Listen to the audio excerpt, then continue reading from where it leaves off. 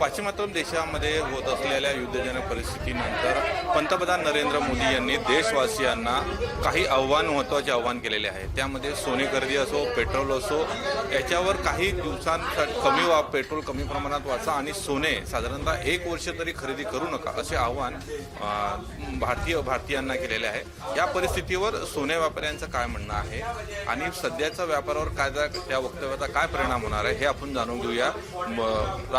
अरुण जैन आपल्यासोबत आहे, जे सोने व्यापारी संघटनेचे अध्यक्ष आहे। सर, पंतप्रधान नरेंद्र मोदी यांनी जे आव्हान केलेलं आहे, कसं आव्हानाला तुम्ही पाहता आणि त्याचा काय परिणाम होणार? Basically it is a help to the government. आपण मोदी सरकारने आमच्याकडून काय सोनं नाही मागितलं, फक्त एवढं सांगितलं की 1 वर्षाची खरेदी नाही करायची। आमच्याकडे जे आम्ही विकू त्याला विकू ना, कस्टमरला ऑर्डर घेऊ आणि नाही सांगू, नाही जास्त असेल काम असेल तरी त्याचं जे काय पाहिजे तर रेडीमेड घ्या आणि त्याचं मोकळा व्हा। त्यांना इन्व्हेस्ट करायला आम्ही नवीन सोनं नाही देऊ की जास्त इन्व्हेस्टमेंटसाठी पाहिजे तरी आम्ही नाही सांगू। काय 900 टन सोना दरवर्षी येतात, त्याचे किती पैसे, आता डॉलर वाढायला डॉलर 97 रुपये झाला तरी किती लॉस होतो कंट्रीला। नाही, एकंदरीत सोनं आता लगनसराईचं काळ सुरू आहे। मोठ्या प्रमाणामध्ये मुंबईमध्ये साधारणतः करोडोच्या रूपामध्ये उलाढाल होते। तर ह्या वक्तव्याचा ह्या सर्व जे सोनं खरेदी आहे, सोना व्यापार आहे, हा कसा प्रकार, कारण की मोठ्या प्रमाणात कर्मचारी आहे, ह्या सर्व गोष्टी त्याच्यात ते बरोबर आहे। असं 3 करोड कारागीर आहेत आणि तेवढी दुकान आहेत गली गलीत।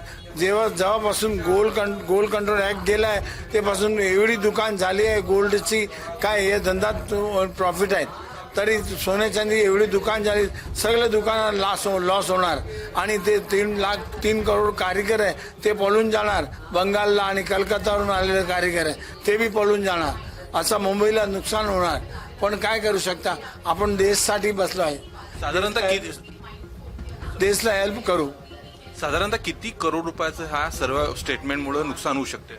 असं काही फिगर नाही, एवढं तर आम्हाला 800-900 करोड टन सोना येते तेवढा नुकसान होणार। तर साधारण किती किंमत त्याच्यामध्ये, करोडच्या किती किंमत? 10,000 करोडचे कमीत कमी नुकसान होणार।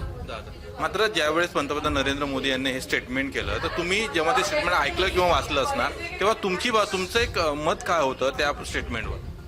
नाही, असं पंतप्रधानांनी सांगितलंय म्हणजे ते रिस्पेक्ट देऊ, पण असा अनाउन्समेंट नाही केलं पाहिजे। काहीतरी सोन्याचे पाठीमाग 3 करोड माणूस काम जेवतो आणि त्यांच्या पोट भरतात, तर त्यांच्या पोटात काय लात मारूया, असंच झालेलं आहे। CVD आला तरी काय झाला, सुरतमधून सगळे पळाले सगळे कारागीर पळाले त्याच्या गावीत, म्हणजे ते धंदा ठप झाला एकदम। तसं आमचा धंदा बी ठप होऊ शकते।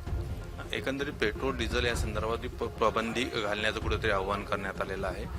काय नेमकं कसं असू शकते, तुम्ही कसं पाहता ते? पेट्रोल डिझेल बरोबर आहे, ते पेट्रोल डिझेल कमी वापरला तरी आपण ट्रेनला जाऊ शकतो। तेवढे बरे मोठे साधन आहेत, त्याचे ऑल्टरनेट आहे। सोनं घ्यायला काय ऑल्टरनेट नाही, लग्नात आपला लग्नाला स्त्री धनरूप म्हणजे ते मुलीला द्यायलाच पाहिजे। एकंदरीत पंतप्रधान नरेंद्र मोदी यांनी जे आव्हान केलेलं आहे ते एकंदरीत योग्यच आहे। मात्र ज्या ठिकाणी आता मोठ्या प्रमाणात ग्राहक देखील आलेले आपण पाहू शकतो, ग्राहकांचं काय मत आहे आपण ते सुद्धा जाणून घेऊया। याच ठिकाणी एक ग्राहक आलेले आहे जे सोनं खरेदी करण्यासाठी आलेले आहे। मॅडम, तुम्ही कुठून आलेला आहात? मी इकडेच राहते, मुंबईमध्येच। आता काय खरेदी करण्यासाठी तुम्ही इथं आलेला? माझ्या मुलगीची शादी आहे म्हणून तिच्यासाठी थोडे बहुत घ्यायला आणा। पंतप्रधान नरेंद्र मोदी यांना आव्हान केलेलं आहे की कुठेतरी सोनं खरेदी ही कुठेतरी 1 वर्षासाठी स्थगित करण्यात यावी।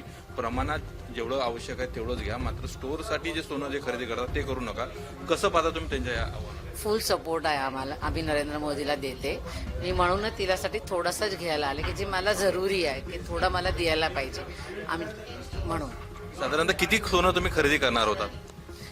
मला 11 घ्यायचा होता, आता मी 5 तोलाच घेणार।